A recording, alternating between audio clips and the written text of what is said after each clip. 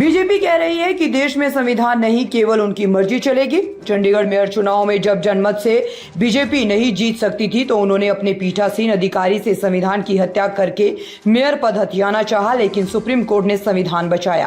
पिछले साल MCD mayor चुनाव में भी इनकी कुछ ऐसी ही मंशा थी, लेकिन ये नाकाम रहे। इस बार इन्होंने एक कदम आगे बढ़कर मेयर का चुनाव नहीं होने दिया, क्योंकि इस बार दलित का बेटा मेयर बनता और ये बीजेपी से देखा ही नहीं गया। ये बीजेपी की दलित विरोधी मानसिकता का प्रमाण है। देखिए, अब पूरे देश में किसी से छुपा नहीं है कि भाजपा क्या करने की कोशिश कर रही है इस लोकसभा चुनाव के दौरान और इस चुनाव के बाद भी। भारतीय जनता पार्टी के एक्ट्स देखेंगे आप तो आपको साफ समझ में आता है। चंडीगढ़ में जब भारतीय जनता पार्टी मतों की संख्या के आधार पर चुनाव जीतने में नाकाम लग रही थी तो उन्होंने व्यवस्था को, सिस्टम को अपने फेवर में किया और उनके इशारे पर उन्हीं का एक व्यक्ति प्रिसाइडिंग ऑफिसर बन के कैमरे पर आकर उसने लोकतंत्र की गला घोंटकर हत्या कर दी। पूरी दुनिया ने देखा कि कैसे सुप्रीम कोर्ट के इंटरवेंशन के बाद वहाँ पे डेमोक्रेसी को बचाया जा सका। उसके बाद एक और ताज़ी खबर आई, गुजरात के अंदर एक सीट पर भारतीय जनता पार्टी ने दबाव के जरिए डराकर धमकाकर सभी कैंडिडेट्स के या तो पर्चे खारिज करवाए या उनसे वापस दिलवाए और बगैर चुनाव के ही अपने प्रत्याशी को भारतीय जनता पार्टी ने सांसद के तौर पे आगे कर दिया। उसका सांसद होना भी अभी चुनौती, उसको भी चैलेंज किया जा रहा है।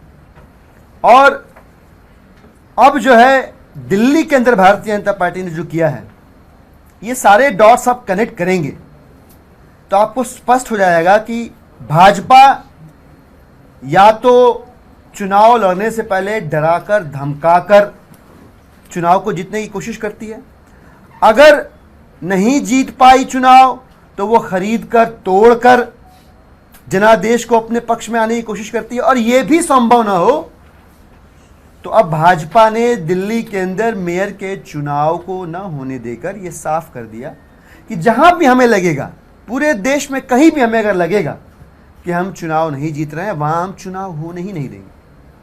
हम क्यों कह रहे हैं कि बाबा साहेब के संविधान के ऊपर भाजपा के वजह से खतरा मंडरा रहा है? क्योंकि भाजपा, बाबा साहब ने जो अधिकार दिया, हर एक आदमी का एक वोट का अधिकार, हर एक व्यक्ति के एक वोट की ताकत जो हमको दी, भाजपा ये कह रही है कि हमारी मर्जी चलेगी, बाबा साहब का संविधान नहीं चलेगा। तुम अपने वोट की ताकत लेके घर पे बैठे रहो, हम चुनाव नहीं होने देंगे।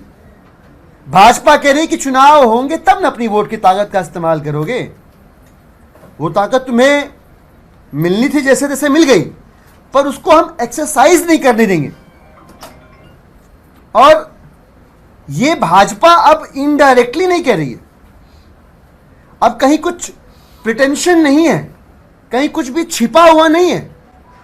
भारतीय जनता पार्टी के सांसदों ने खुल के मंचों से, सार्वजनिक मंचों से कहा है। हेगड़े साहब ने जो कर्नाटक के एमपी, उन्होंने कह दिया। उत्तर प्रदेश के अंदर भारतीय जनता पार्टी के सांसदों ने, नेताओं ने कई मौकों पे कह दिया कि भाई देखो, जितनी सीटें दी उसमें जितना अत्याचार हो सकता था, लोकतंत्र की जितनी हत्या हो सकती थी, वो हमने कर दी।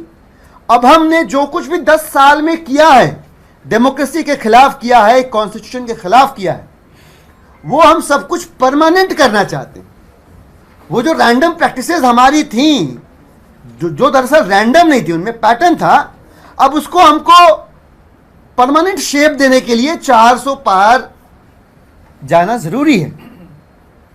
देश इस बात को समझ रहा है, भारतीय जनता पार्टी की 400 पार की लफाजी को भी समझ रहा है।